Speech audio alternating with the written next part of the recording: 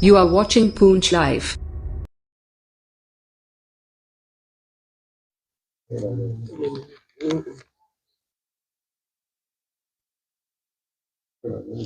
जैसे कि आप जानते हैं, अभी कुछ दिन पहले यहाँ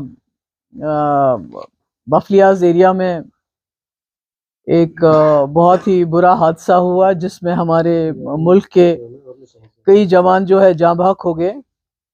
और सबको अफसोस हुआ, तकलीफ हुई, क्योंकि ये लोग भी किसी माँ के बेटे होते हैं, इनके भी बच्चे होते हैं और मुल्क से आते हैं हमारा बचाव करने के लिए। मगर बदकिस्मती ये है कि उसके बाद जो सानिया पेश आया और जिस तरह से पुलिस कई गांव में चली गई आर्मी के साथ, क्योंकि पुलिस का नाम नहीं आ रहा, हालांकि पुलिस बिल्कुल उनके साथ साथ थी। और उसके बाद उन लोगों को पकड़ के, जो बेचारे बेगुनाह, जिनका कोई कसूर नहीं, जिनका कोई लेना देना नहीं, क्योंकि आप खुद लोग यहाँ जानते हैं, रहते हैं कि राजौरी पुंछ के लोगों ने 1947 से लेके आज तक जितनी भी जंगें हुई हैं उसमें उन्होंने मुल्क की फौज का साथ दिया है। उनको पकड़ा, उनको मारा, उनको पीटा, उनको बिजली के करंट दिए गए, यहाँ तक कि एक के जिस्म के इतने, वो उसको टांकों से फिर जोड़ दिया था, क्योंकि उसके फादर ने फिर बताया कि मैं उसको गले लगाना चाहता था, पर वो उसका जिस्म बिल्कुल अलग अलग हिस्सों में बटा हुआ था। और न सिर्फ इतना पीटा और मारा, बल्कि एक तो लगता था बिल्कुल वो डेड बॉडी है जब उसके जिस्म में नमक और मिर्ची डाल रहे थे। और इसको वीडियो को वायरल भी किया कि एक दहशत फैलाया जाए पूरे इलाके में कि हम आपके साथ क्या क्या कर सकते हैं। और इसमें खाली आर्मी नहीं, जो एसओजी के लोग हैं वो भी मुलव्वस थे, क्योंकि राजौरी के अस्पताल में जो लोग एडमिट है उनका ये कहना है कि आर्मी से ज्यादा वहां पर उनको एसओजी के लोगों ने मारा, पुलिस के लोगों ने मारा और यहाँ आर्मी ने मारा। तो इतना सब कुछ हो गया, इतने वफादार लोगों के साथ, जो हमारे आर्मी के साथ साथ हमारे जो बॉर्डर्स हैं उनकी रखवाली करते हैं। और उसके बाद आपके एयर चीफ आ गए यहाँ, सॉरी आर्मी के चीफ आ गए, डिफेंस मिनिस्टर आ गए। तो यहाँ आने के बावजूद क्या, उसके बाद क्या हुआ? एफआईआर दर्ज हुई, एफआईआर दर्ज होगी, ना मालूम, अननोन। अननोन क्यों है? वीडियो में तो आपको सब नजर आता है, कौन लोग मार रहे हैं, कौन लोग पीट रहे हैं। और ये भी गांव के लोग जो हैं उनको मालूम है तमाम उन पुलिस वालों के नाम जो वहां उस गांव में चले गए आर्मी के साथ, उन आर्मी वालों को वो पहचानते हैं। तो अननोन कैसे हो गया? तो अगर आप अपराध करने वाले को उसकी सजा नहीं देंगे तो आप फिर एक हिसाब से अपराधीकरण कर रहे हैं, चाहे वो पुलिस में लोग हैं, चाहे वो आर्मी में लोग हैं। अगर आप उनको सजा नहीं दोगे तो फिर आप लोगों के साथ इंसाफ कैसे करोगे? तब मैंने कोशिश की आने की, मुझे घर में अंडर हाउस अरेस्ट रखा गया। परसों मुझे रात को बताया गया आप जा सकती हैं, क्योंकि पहले बीजेपी के जो प्रेसिडेंट है रविंदर रैना जी चले गए, उसके बाद नेशनल कॉन्फ्रेंस की लीडरशिप आई, वो भी चली गई। उसके बाद मुझे बताया गया आप भी जा सकती हैं।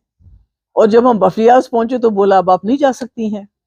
तो मुझे समझ नहीं आया कि ये क्या छुपा रहे हैं, क्योंकि जो हमारे पास रिपोर्ट्स हैं वो ये है कि न सिर्फ इन्होंने वहां से लोगों को उठा के बेदर्दी से मार पीट के उनको कत्ल कर दिया, बल्कि जो वहां जो औरतें थी, जो बच्चियां थी, जब उन्होंने इनके सामने तरले किए कि हमारे लोगों को छोड़ दो, तो उनको भी उनके साथ बड़ी बदसलूकी की, उनके साथ बड़ी बदतमीजी से पेश आए, उनको धमकाया कि अगर आप लोग पीछे नहीं हटोगे, अगर आप इसी तरह हमारे पीछे आती रहोगी इनको वापस लेने के लिए, तो हम आपके भी कपड़े उतार देंगे और आपका भी वही हाल कर देंगे जो हमने आपके मर्दों का किया है।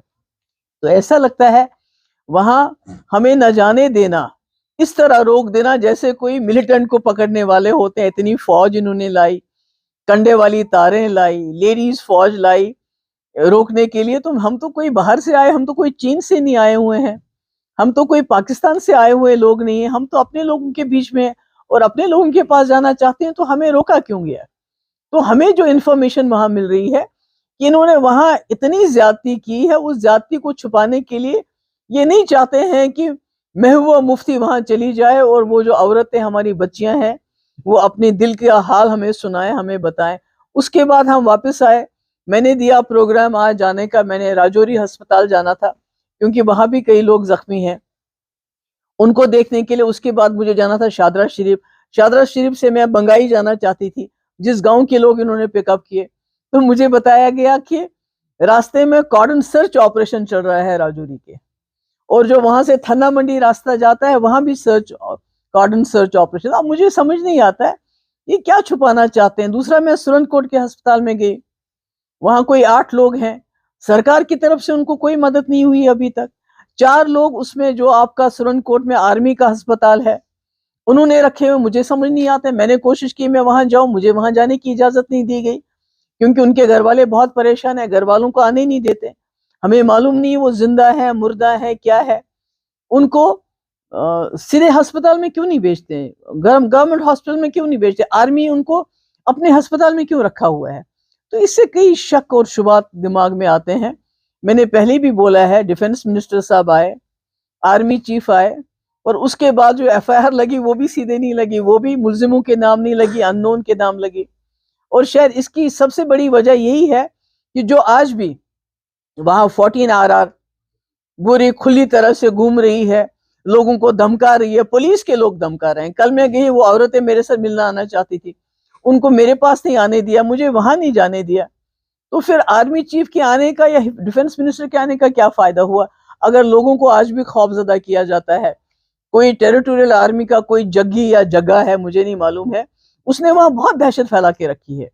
उसने लोगों को बोला है मैं जम्मू जा रहा हूं, मैं वहां से वापस आके आपको सबक सिखाऊंगा। अब और क्या सबक सिखाएंगे। लाशों पे तो आपने उनकी नमक मिर्च भी डाल दिया, जख्मों पे इसके ज्यादा और क्या करेंगे तूफान इन लोगों का।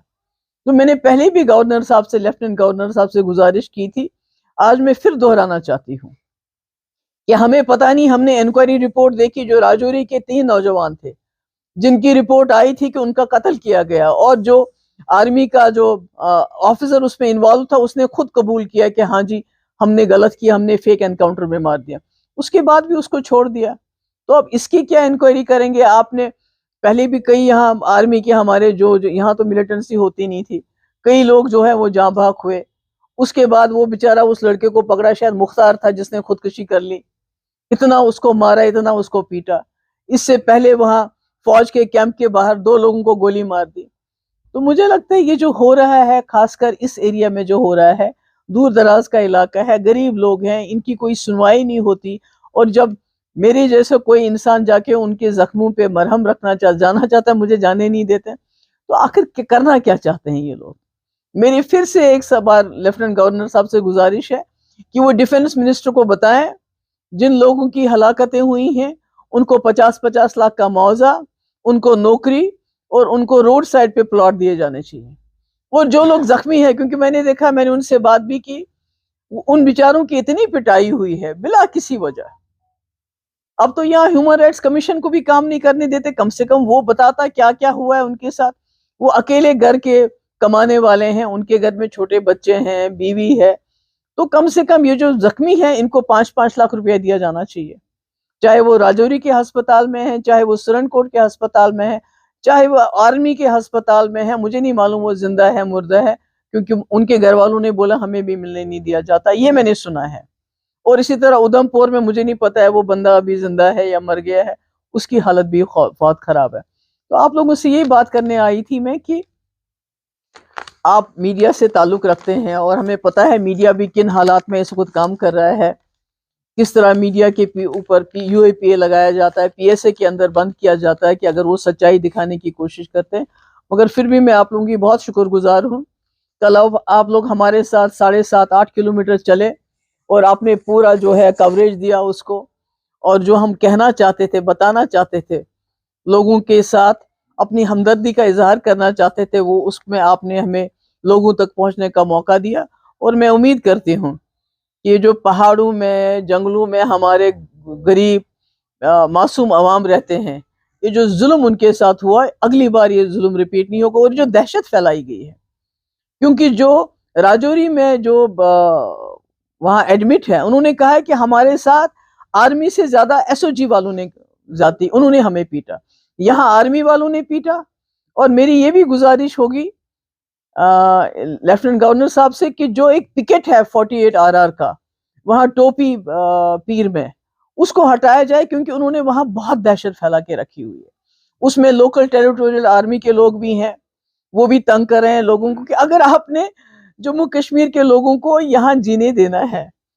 अगर आपको भी यहाँ की जमीन चाहिए तो एक ही बार बताइए कि हमें जमीन चाहिए, तो हमें वही कर लीजिए जो दुनिया में आजकल होता है। अगर हमको आपको हमारे बगैर ही हम तो कोई भिखारी बन के या रेफ्यूजी बन के इस मुल्क के साथ नहीं आए हैं। हम तो इतनी खूबसूरत जमीन लेके आए हैं, पहाड़ लेके आए हैं, जंगल लेके आए हैं, और गांधी के मुल्क के साथ हमने हाथ मिलाया।